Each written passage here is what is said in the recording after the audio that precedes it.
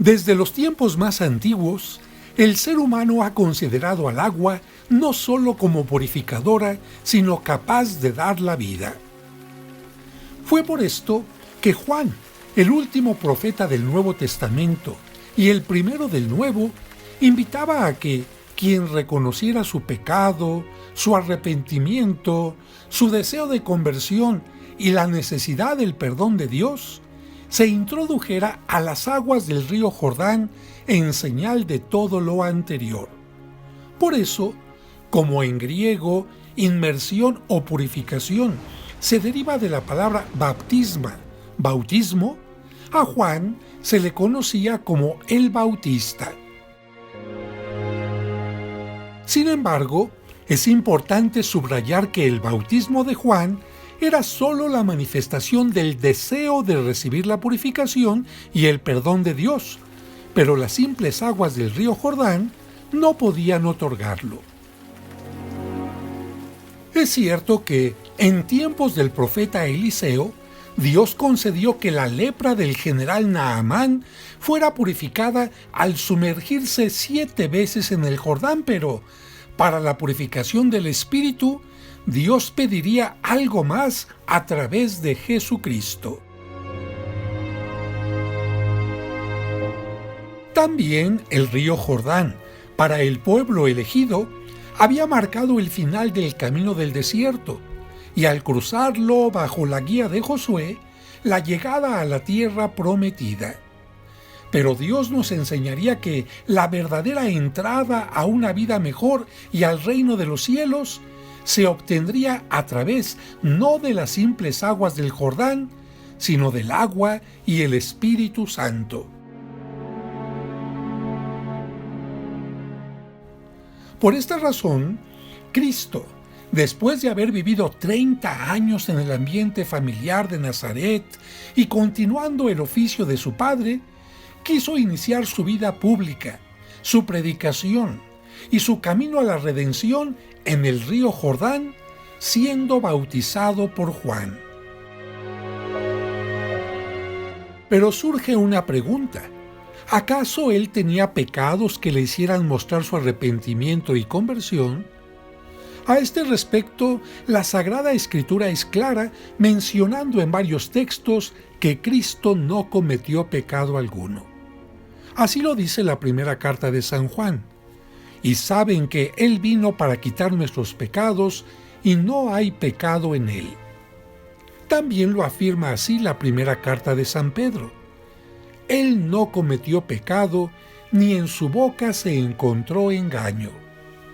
Y así lo dice también la carta a los Hebreos. Porque no tenemos un sumo sacerdote que no pueda compadecerse de nuestras debilidades, sino uno que fue tentado en todo según nuestra semejanza, pero sin pecado. Y hasta Juan el Bautista, quien invitaba a la conversión, reconoce que Cristo es mucho mayor que él diciendo: Yo bautizo con agua, pero en medio de ustedes hay alguien al que ustedes no conocen. Él viene después de mí, y yo no soy digno de desatar la correa de su sandalia. Y es que en tiempo de Cristo eran los esclavos, los servidores, los que debían descalzar a su amo, y Juan reconoce que ante el Mesías es mucho menos que un esclavo. Y no solo eso, sino que anuncia que Cristo instaurará un nuevo bautismo que, más allá del agua, incluirá el fuego de purificación y los dones del Espíritu Santo. Así lo dice: Yo en verdad los bautizo a ustedes con agua para arrepentimiento, pero aquel que viene detrás de mí es más poderoso que yo, a quien no soy digno de quitar las sandalias. Él los bautizará con el Espíritu Santo y con fuego.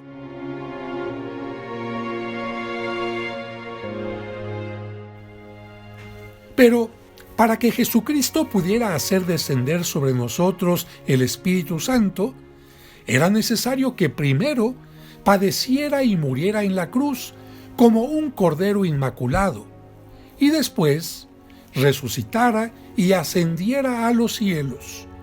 Así dice el texto. Al día siguiente, vio Juan el Bautista a Jesús que venía hacia él y exclamó: «Este es el Cordero de Dios, el que quita el pecado del mundo». Así pues, Cristo entra a las aguas del Jordán para ser bautizado, pero no para ser purificado de sus pecados, sino para significar que, así como los seres humanos pretendían dejar sus pecados en aquellas aguas, Él los tomaba sobre sí para después, solidarizándose con todo el género humano, purificarlos con su muerte y resurrección. Un punto más de esta reflexión es recordar que, de acuerdo al libro de Josué, el río Jordán había abierto sus aguas para el paso de Dios presente en el Arca de la Alianza, y con él el paso del pueblo, la entrada del pueblo a la tierra prometida.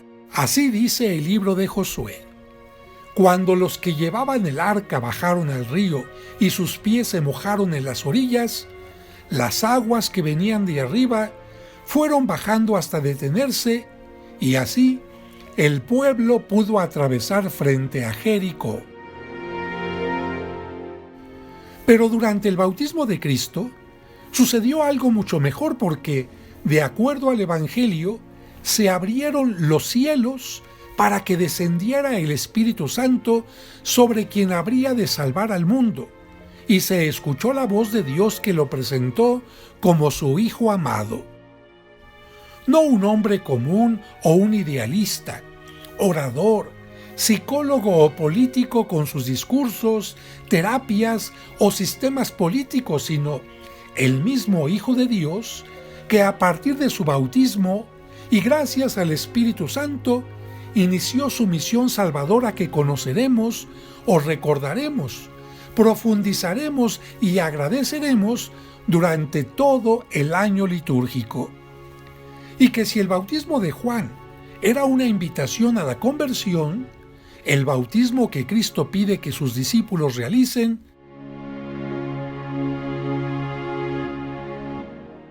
es un sacramento que nos une a Él, nos hace hijos de Dios, templos del Espíritu Santo y miembros de la Iglesia. Por eso, cada Pascua renovamos nuestro compromiso bautismal, y algunos también lo renuevan en su peregrinación a Tierra Santa en el río Jordán. Pero queda claro que no fue el agua del Jordán la que purificó a Jesús, sino más bien Él, sumergiéndose en ella como parte de su misión, confiere al agua de toda fuente bautismal el poder de santificar. Así lo escucharemos de San Mateo en el año litúrgico A. Jesús llegó de Galilea al río Jordán y le pidió a Juan que lo bautizara, pero Juan se resistía diciendo: «Yo soy quien debe ser bautizado por ti, ¿y tú vienes a que yo te bautice?».